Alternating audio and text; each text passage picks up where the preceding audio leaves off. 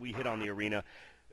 Rocklahoma is a big deal for us. Me and the guys that run the site go every year, obviously, to see all the bands, and Warrant was just kick-ass this year at Rocklahoma. I feel like that's something that's helping bring the music back, our music back too, because the economy is, taking a dump on us, and we feel like if these people can go to these shows and it's a package deal, it really helps out. Is that something that you think as well, Jerry? Yeah, I do, and that's just proof right there. That's the third year in a row that they did it, and somebody's hiking their nuts up and spending a lot of money to do that, and obviously to do it 3 times, it paid off and it works. I wish there was more of them. I even wish they'd move that one in closer. Move it into Tulsa or something, so more people could enjoy it. Right. Yeah, I wonder about that when we're in little bitty Pryor, Oklahoma. I'm like, man, it's just, if they had it nearer to a city, it would be. But I'm just surprised, Jerry, that some of the people that I talk to don't like that format. As far as a band goes, they don't like that festival format. And I'm just like, hey, I think it's where it's at. Yeah, I love it. It's and it makes an event out of it. It makes an event. Somebody on the fence going, I don't know.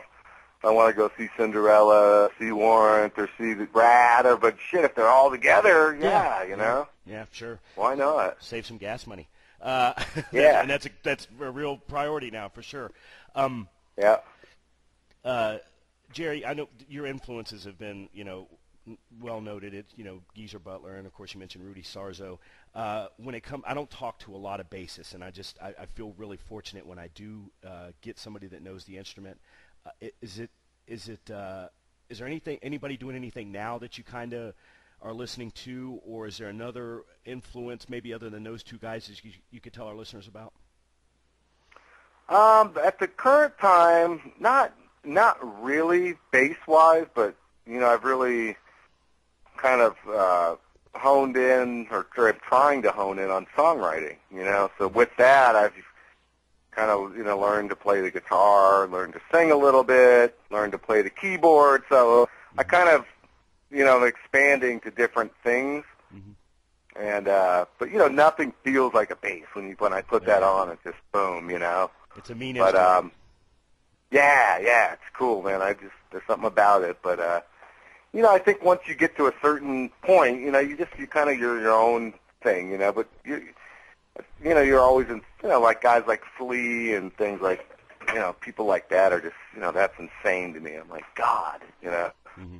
I wish I could play like that. And I've tried to, and you could if you really practice, but it's like, at the end of the day, it's like, that's not my thing, Right.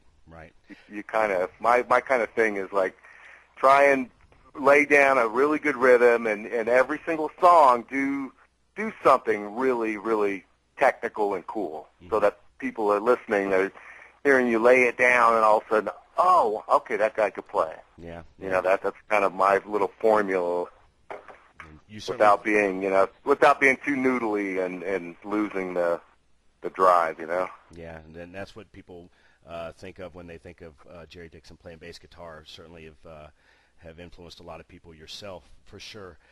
I told Kirsten I wasn't going to keep you long. Just wanted to hit on some new things. I got to ask something. I got to ask something as we close up. I don't want to keep you real long, Jerry, but looking on the MySpace page, and like I said, doing some research. Everybody out there, Jerry Dixon has pet ducks. Tell us a little bit about your boys there, Jerry.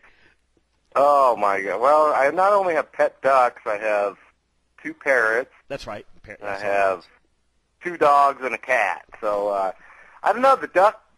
We actually did a show a few years ago in Laughlin, Nevada, right on the river, and our rooms were right on the river, and there was grass, and these ducks would just come into the room, and we started feeding them and hanging out, and it was just a trip. It was like, wow, those are kind of cool. And my wife looked on, I guess it was on eBay or one of these websites, after Hurricane Katrina, and this lady had these like extinct ducks, and she had all these eggs, and she didn't know what to do with them, and so she ordered them online with a hatcher, and lo and behold, she hatched these damn things, and So it's a trippy pet. They're kind of a cross between a dog and a cat. You know, they're real self-content. They don't take a lot of work like a dog. Yeah. You know, so but they're fun. Yeah. And if you go on Jerry's MySpace page, folks, there's a great picture of Jerry's wife in the living room. It looks like the living room, maybe a den or something, but got the dogs and the ducks and the birds, and they're all living together. So there's a lot of harmony in the Dixon household. Yeah, it's a trip because they all lay around and they can't figure out what the hell they are, you know. Listen, that's character, you know. Yeah, absolutely. Jerry, listen, if you're out there, and you know, we put this in front of as many people as we can. If you're getting this off of iTunes, if you're getting off of my podcast page, or certainly if you're one of the folks that is one of the 21,000 members of Mama's Fallen Angels. And we've said this time and time again, and we're just going to bring it up here with Jerry, who's a big name from a big band from our style of rock and roll. They're in the studio. They're making an album. I don't know what the touring situation really looks like. There's probably going to be shows upcoming because these guys are musicians. When you see Warrant come into town, drop whatever you got to do. Take the next day off work. Drop the kids off at a babysitter or something.